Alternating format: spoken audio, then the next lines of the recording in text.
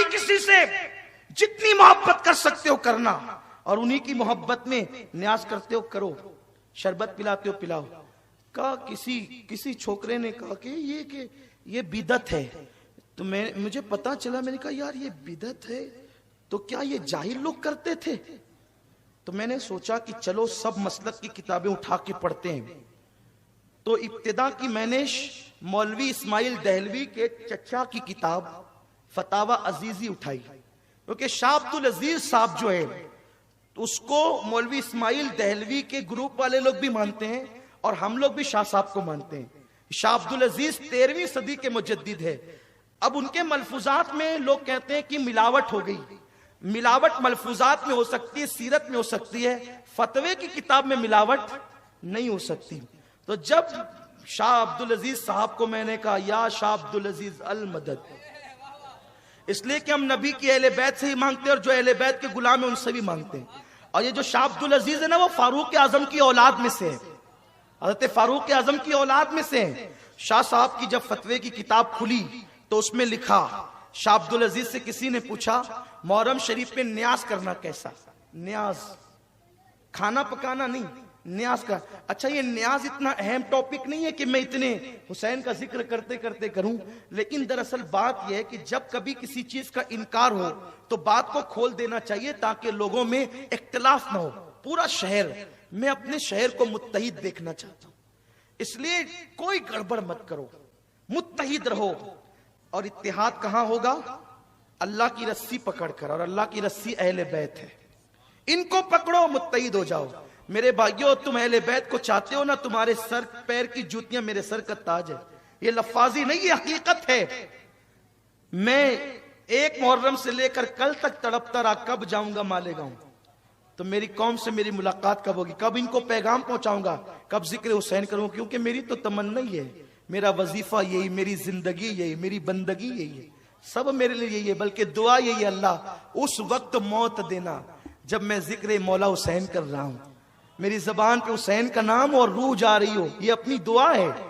اس لیے کہ جسے پتا چلے نا کہ حسین کیا ہے، ابھی آپ کو آئندہ نشستوں میں پتا چلے گا، حدیثیں ہم پڑھیں گے اور کربلا کے واقعات بیان کرتے کرتے پیش کریں گے، امام بخاری کا حوالہ بھی آئے گا، امام مسلم کی حدیثیں جو انہوں نے لکھی وہ بھی پڑھی جائے گی، امام نسائی کی روایتیں بھی پڑھی جائے گی انشاءاللہ، اور بات کتاب کے حوالے سے ہوگی۔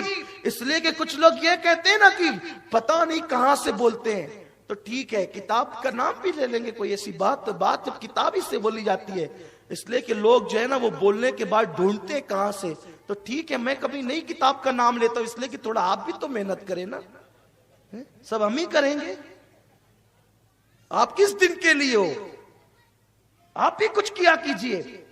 بہرحال عرض یہ کر رہا تھا کہ یہ محبت کا فن میں لے جاؤ۔ امام راضی تفسیر کبیر میں لکھتے ہیں آقا نے فرمایا من مات حب آل محمد ماتا شہید، جو میری اہل بیت کی محبت میں مر جائے بستر پہ مرے گا تو بھی شہادت کا مرتبہ ملے۔ ہاں یہ سستی، اس سے سستی شہادت کہیں اور ملے تو مجھے بتا دو، مرو بستر پہ مقام شہادت کا پاؤ، کیوں؟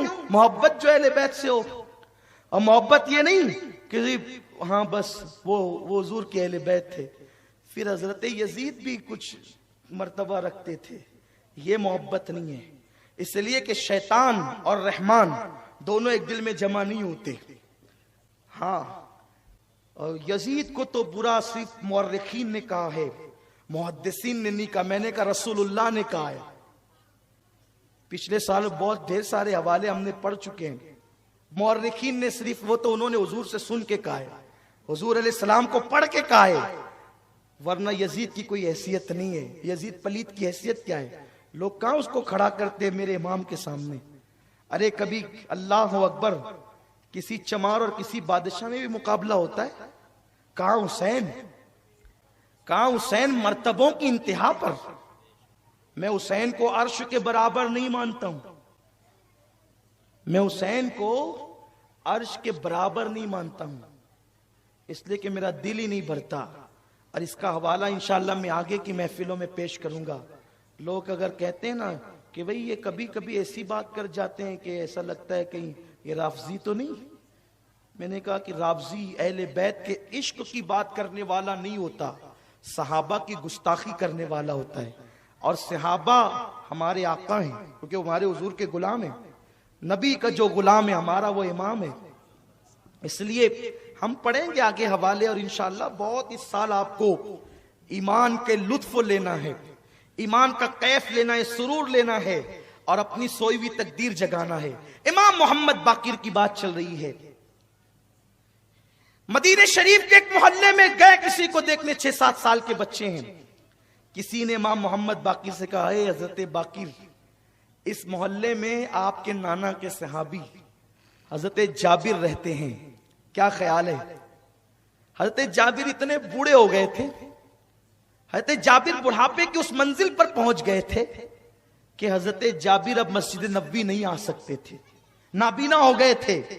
اس لیے اب تک امام محمد باقر نے حضرت جابر کی زیارت نہیں کی۔ یہ حضرت جابر کون ہے میں بہت لمبا چوڑا ان کا تعارف کسی محفل میں کرا چکا ہوں، صرف یہاں وقت کم ہے اس لیے صرف آگے بات پیش کرتا ہوں۔ بس یہ وہی جابر ہے جنہوں نے جنگ خندق کے موقع پر حضور کو دعوت دی تھی، آدھا کلو جو، ایک بکری ذبح کی، ساتھ میں نبی کے ساری فوج کھانے آئی تھی، ہوئے جابر حیران، کیا آقا نے فرمان، کھانا ختم نہ ہوگا کھلائے جا۔ تو بات وہ بھی پڑھ دوں شاہ عبدالعزیز صاحب والی، اور یہ بھی بات مکمل کر دوں تاکہ بات ختم ہو جائے۔ شاہ عبدالعزیز صاحب سے کسی نے پوچھا کہ نیاز بنانا کیسا، حسین پاک کی نیاز بنانا کیسا؟ حضرت شاہ عبدالعزیز کہتے ہیں جب محرم کی 10 تاریخ آتی ہے تو میں اپنے مدرسے کی چھٹی دے دیتا ہوں، میرے مدرسے کی چھٹی ہو جاتی ہے۔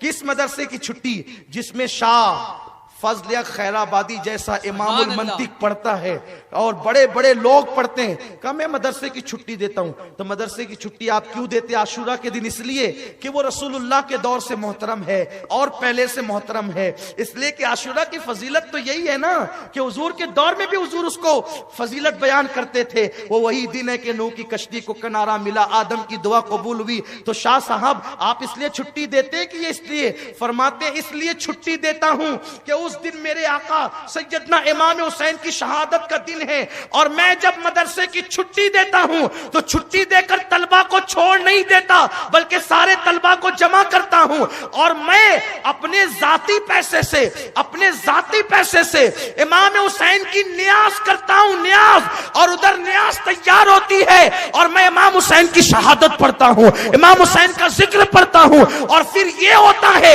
ادھر نیاز بن رہی ہے، ادھر شہادت حسین کا ذکر ہو رہا ہے۔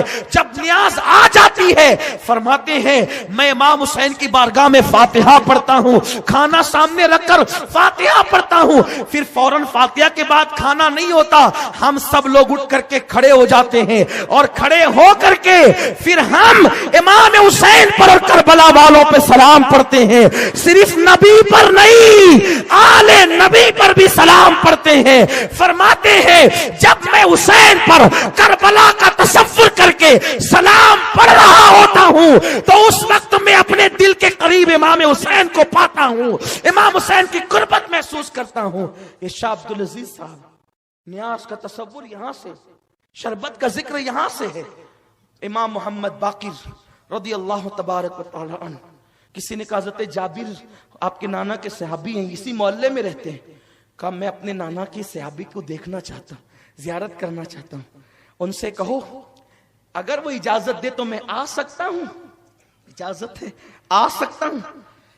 ایک خادم گیا، اے حضرت جابر، امام محمد باقر جو امام زین العابدین کے بیٹے ہیں نا آپ سے ملنا چاہتے ہیں، اور وہ آپ کے محلے میں آئے ہیں۔ آپ غصے میں آ گئے، تم لوگ کیا کرتے ہو؟ ابھی آ کر مجھے کہہ رہے ہو کہ وہ ملنا چاہتے ہیں؟ ارے میرے محلے میں آئے تھے تو پہلے ہی مجھے بتا دیتے، میرے محلے میں آئے تھے تو پہلے ہی مجھے بتا دیتے، میں خود جا کر کے ان کی بارگاہ میں حاضر ہوتا، کیونکہ وہ ہیں 6-7 سال کے بچے لیکن ان کی رگوں میں نبی کا خون ہے، اہل بیت ہے، وہ حضور کی اولاد ہیں، میں خود جاتا، لیکن چونکہ اب انہوں نے کہا آنے کا، بولو آ جائیں، گھر تو آپ ہی کا ہے، آ جائیں۔ اور فرمایا जब वो निकलने लगे उठ करके मेरे यहाँ आने के लिए, मुझे इत्तला कर देना, वो वहां से निकलेंगे, मैं ताजीम के लिए यहां से खड़ा हो जाऊंगा। ये सहाबी का मसलक है, सहाबी का। और नबी के नाम पर हम उठ के खड़े होने में तसाहुली करते हैं। वो 6-7 साल के नबी के घराने के बच्चे के लिए उठ करके कहते हैं मैं खड़ा हो जाऊं। और उसके बाद इमाम मोहम्मद बाकिर आए, किसी ने कहा आ गए इमाम बाकिर आ गए। तो जैसे ही कहा आ गए तो कहा कहां है, नाबीना हो गए थे, घुटने जमीन पे टेक दिया। किसने? सफेद दाढ़ी है, नबी का शागिर्द है, सहाबा में आलिम है, आलिम सहाबा में आलिम है। अल्लाह अकबर, अपने घुटने जमीन पे रख दिए और अपने लबों से इमाम बाकिर के पैर चूमने लगे। इमाम बाकिर के पैर चूमते हैं। इमाम बाकिर ने बामुश्किल उठाया, आप क्या करते हैं? आप मेरे नाना के साहबिया। कहा आप पहले बैठ हैं, रसूल के शहजादे हैं आप, मुझे चूमने दे। पैर चूमने लगे। और जब उठ करके खड़ा किया, उठाकर खड़ा किया गया तो अपना हाथ लिया और इमाम बाकिर के सीने पे मलने लगे। अपना हाथ लेकर इमाम बाकिर के सीने पे, कहा कपड़े के अंदर हाथ डालकर सीने पे मल रहे हैं। और उसके बाद अपनी नाक पे हाथ रखा, अपनी नाक पे हाथ रखकर मुस्कुराने लगे। इसलिए कि जो आशिक होते हैं उनको नबी की औलाद के खून की खुशबू आती है। खुशबू जिनको नहीं आती वो अपने इश्क को तोल ले कहां है। इसलिए कि कौन है आले नबी, कौन नहीं है, इसी में अटके हुए हैं। तुम्हारी नाक ईमान की बंद है, ईमान हो तो नाक हो ना। खुशबू इमाम अहले सुन्नत को आई थी ना, आपने वो वाकया सुन रखा है। वक्त खत्म हो रहा है, बल्कि खत्म हो गया है, जल्दी खत्म करना है। 5 मिनट पहले हमारी शर्त ये है, खत्म हो जाएगी गुफ्तगू। सीने पे हाथ मला किसने? जाबिर ने। बूढ़े हैं, इल्म वाले, बहुत बड़े आलिम हैं, सहाबी हुजूर के शागिर्द हैं। और नाक में हाथ रख करके खुशबू सूंघी और उसके बाद कहा मोहम्मद बाकिर शहजादे जरा अपना कान मेरे मुंह के पास तो लाओ। इमाम बाकिर ने कान ले गए। जी फरमाइए क्या कहना चाहते हैं? कान में चुपके कुछ कहा तो इमाम बाकिर इतना हंसे कि आपके सारे दांत दिखे। बहुत खूबसूरत थे इमाम मोहम्मद बाकिर। कभी इंशाल्लाह बताऊंगा कितने खूबसूरत थे। इतने खूबसूरत थे कि जवानी में चेहरे पे पर्दा डालना पड़ता था। कभी इंशाल्लाह इस पर गुफ्तगू होगी। तेरी नस्ले पाक में है, बच्चा बच्चा नूर का, तू है ऐने नूर, तेरा सब घराना नूर का। इमाम बाकिर के कान में कुछ कहा, इतना हंसे कि दांत सब दिखे, चमक वाले दांत सब दिखे। इमाम बाकिर ने कहा अच्छा अब मैं चलता हूँ। इमाम हजरत जाबिर ने कहा ठीक है। और जब ये निकले शागिर्दों ने घेर लिया, ए जाबिर आपने इमाम मोहम्मद बाकिर को क्या कहा, हमें बता दें। हजरत जाबिर कहते हैं लोगों तुम्हें क्या बताऊं, एक दिन मैं हुजूर से मिलने गया था, आका से मुलाकात के लिए गया था। हुजूर भी अकेले थे, मैं भी अकेला था, जाकर के बैठ गया। हुजूर ने कहा जाबिर अल्लाह तुझे बड़ी लंबी उम्र देगा, अल्लाह तुझे गैब दा नबी करे, अल्लाह तुझे लंबी उम्र देगा, लंबी उम्र देगा अल्लाह तुझे। इतनी लंबी तू मेरे हुसैन की जवानी देखेगा, उसकी शादी देखेगा, फिर उसका बेटा ज़ैनुल आबिदीन देखेगा और उसका बेटा मोहम्मद बाकिर पैदा होगा, उसको भी तू देखेगा। तेरी उम्र इतनी लंबी होगी और एक दिन मेरा बाकिर तेरे घर आएगा। ओ जाबिर मैं तो आता रहा हूं, मेरे बेटे के बेटे का बेटा भी तेरे घर आएगा, अल्लाह तुझे इतनी लंबी उम्र देगा।